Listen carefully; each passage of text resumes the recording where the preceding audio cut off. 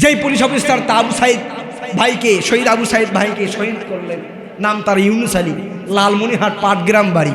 শুনলাম তার বিবিও নাকি তাকে ডিভোর্স দিয়েছে। আলহামদুলিল্লাহ, জোরে কন্যা আলহামদুলিল্লাহ। মুখে সুন্দর দাড়ি ভাই, ফেসবুকে পোস্ট করছে, মাথায় লম্বা টুপি। জানি না কখন বলে যেটা রাজাকারের দলেরাই ছিল, কারণ লম্বা টুপি দেখলেই তো রাজাকারের ছেলে বাদ দিয়ে দেয়। কারণ মুখের কথা পাল্টাইতে বর্তমান স্বৈরাচারীদের সময় লাগে না। ভালো করে কথা বুঝবেন, কিছু কথা অ্যাঙ্গেলে বুঝাতে হয়, সব কথা আর আপনাদেরকে প্রকাশ করতে নাই সবার মাঝে। ছাত্র ভাইদের বেশি দাবি নাই, বারবার আপনাদেরকে বলি, ছাত্র ভাইদের দাবি নাই। আজকে আমাদের যে যেখানে আছে না কেন, সব জায়গা থেকে ছাত্র ভাইদের আমাদের পাশে থাকার দরকার আছে না নাই? কথা বলেন, আছে না নাই? আপনার তো ভাই, আপনি কেন বোঝেন না? আপনাদের এই গ্রামে ভালো ভালো লেখাপড়া করেছে, ভালো ট্যালেন্ট ফুলে বৃত্তি পেয়েছে, ভালো মেধাবী ছাত্র বেসরকারি চাকরি করতেছে, কোম্পানিতে চাকরি করতেছে, এমন ভাই আছে না? কথা বলেন, আছে না?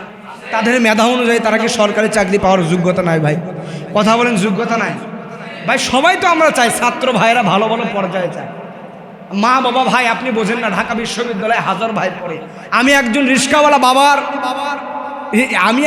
আমার বাড়িতে ধান কাটার সময় লালমনিরহাট থেকে একজন মুরব্বী আসে, ছোট্ট মানুষ, লালমনিরহাট থেকে, মানে মুরব্বী মানুষ কিন্তু বাটে মানুষ।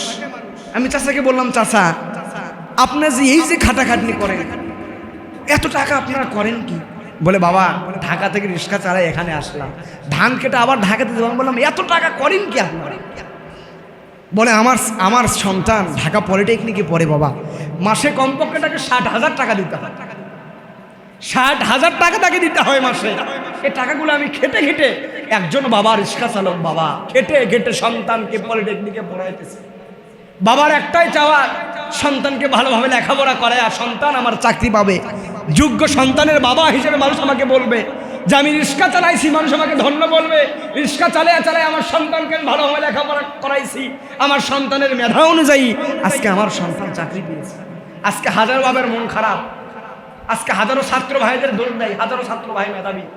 বাবা বলে, তোকে ঢাকা বিশ্ববিদ্যালয়ে কত টাকা খরচ করে দিলাম, তুই শুধু বলিস আমি এত লেখাপড়া করি, এত মেধাবী, কই তোর তো চাকরি? আমি তো শুনেছি মেধাবীর চাকরির অভাব। এমন কথা বলে না ভাই? ছাত্র ভাইরা আছে না?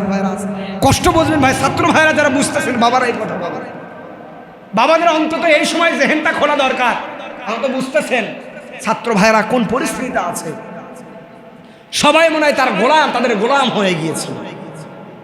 এই জন্য গোলামি যদি করতে হয় একমাত্র আল্লাহর গোলামি করবো, অন্য কারো গোলামি করা যাবে? কথা বলেন, যাবে?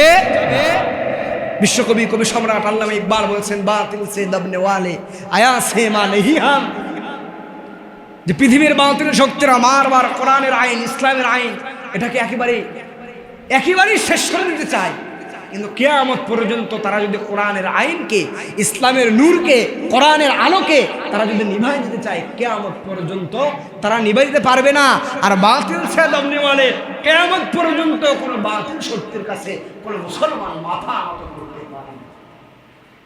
এজন্য আমাদের প্রিয় ভাইরা, কোনো বাতিল শক্তির কাছে আমরা মাথা নত করবো না।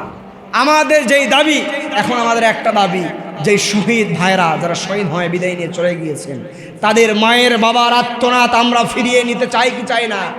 কথা বলেন, চাই কি চাই না? আমার শহীদ ভাইদের মায়ের আত্মনাথ, আমার শহীদ বোনদের বাবার আত্মনাথ আমরা ফিরিয়ে নিতে চাই।